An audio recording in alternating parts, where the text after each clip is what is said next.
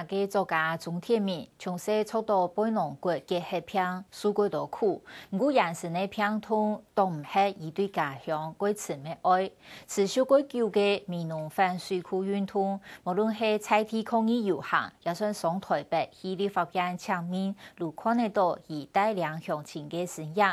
睇后场面嘅情感度，钟铁民唔单止系勇敢嘅沙运勇士，还系具有爱心嘅教育家。对其美高中退休过后，以推动社区大学打造乡村终身学习的样体。钟铁民用笔用行动落实参加公众事务的实践家精神，几多年如果港批反映。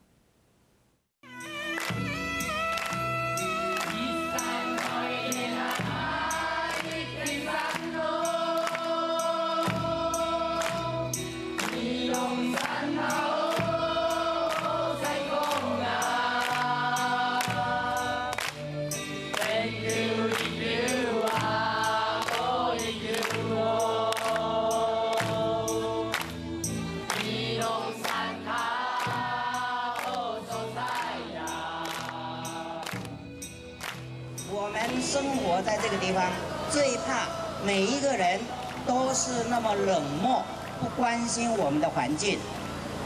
2000年8月，钟铁民总论南沙喺闽农网贴指电当中支持，呼吁后代子孙关心土地、保护生态。钟铁民差唔多当年都参加，但论后场嘅屯山城并报比用也被抢眼。他呢16年嘅闽农网贴指喺台湾第一個生態性嘅社區指點，一個發通一開始係為到愛反闽農水庫。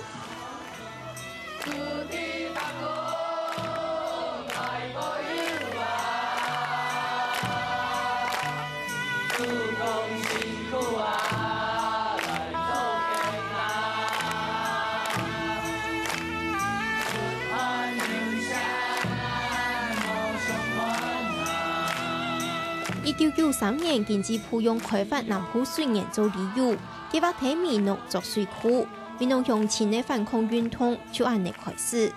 無論係採地抗議遊行，也係上北立法院搶面，每個運動場合就看得到鐘鐵民兩隊嘅身影。闽農水庫案發生之後，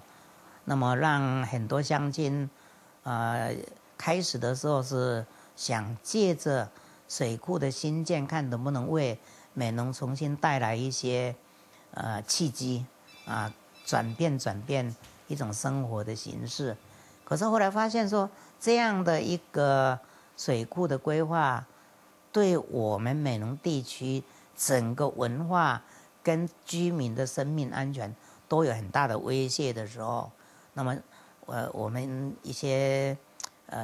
在地的熱心的鄉親就組織了這個愛鄉協進會，那麼來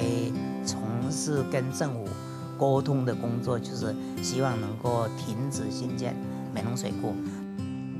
用實際行動保衛家鄉，簡擺鐘鐵民提出來，用精神領袖的角色帶領來反水庫的世界。唔但搶強減嘅闽農人嘅鄉土意識，韓國屯安內嘅力量送出去，闽農水庫也裝唔上。因為鐵民先生本身係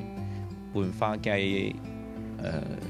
影響力，因為是青到我嘅文化圈嘅朋友，所以佢當時闽農啲反水庫嘅一個腳步做得唔會被曲啊鐵民咯嗬，鐵民先生係一個關鍵嘅人物，因為伊利用一種文化界嘅一種影響力嗬，同闽農反水庫嘅運動帶向闽農之外。鐵民先生嘅角色嗬，一睇客家社會度裏係佔滿數到尊重嘅，尤其地方上嘅嘅呢也就各有影響力咧，像政治人物啦，因為一個先生嘅身份嗬，其實就我感覺誒先生有對一個呢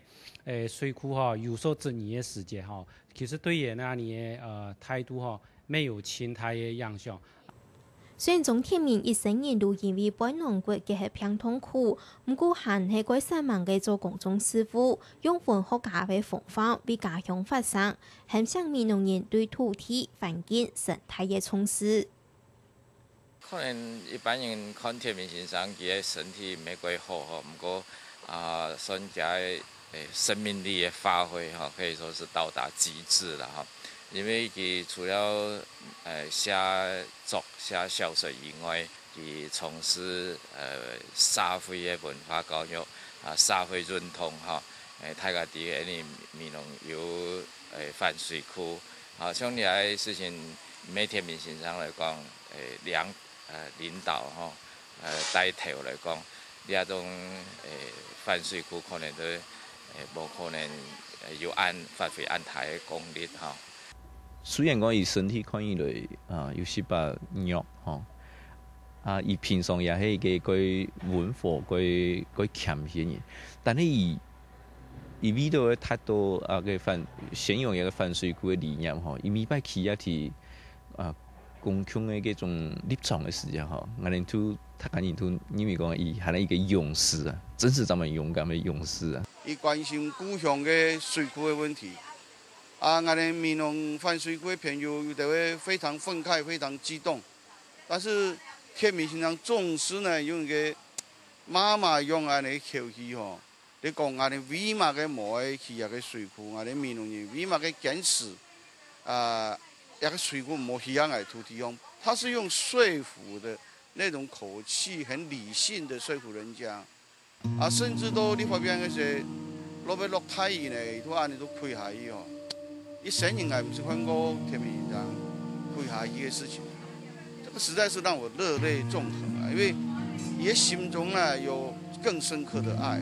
钟天明唔但像係文化當硬嘅社運勇士，美國勇士嘅教育家，伊對啟明高中退休過後，一手推動農村縣嘅啟明社區大學，做沙太高中，打造嘅中下農村嘅公民教育平台，團眾生學習嘅素材。就天明先生，伊本身係一個提起呢農村度里吼，關心農村的一個作家。天明先生也有看法，其實喺平常工作上討論吼，就有佔蠻大嘅啟發作用。天明先生伊一個人吼，喺社區還有全台灣社會嘅嗰種人脈吼，伊對我哋辦沙台吼其實有佔蠻大嘅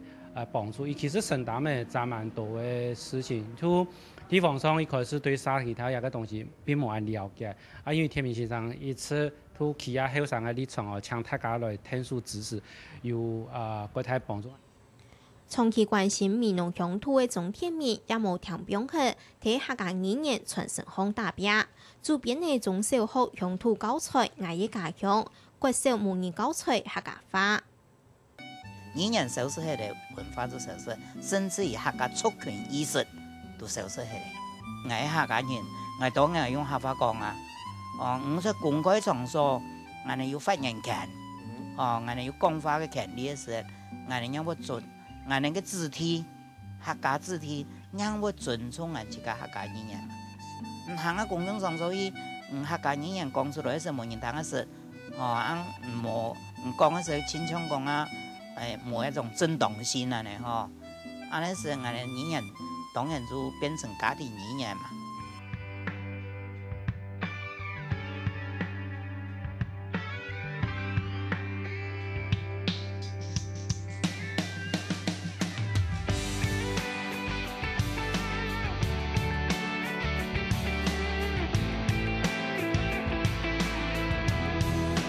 鐘天明通識家鄉，通識土地，通家鄉帶向生態、人文、藝術的方向，為生人奉獻確實佢作為重大方法，永久就為本愛的感動、佩服同懷念。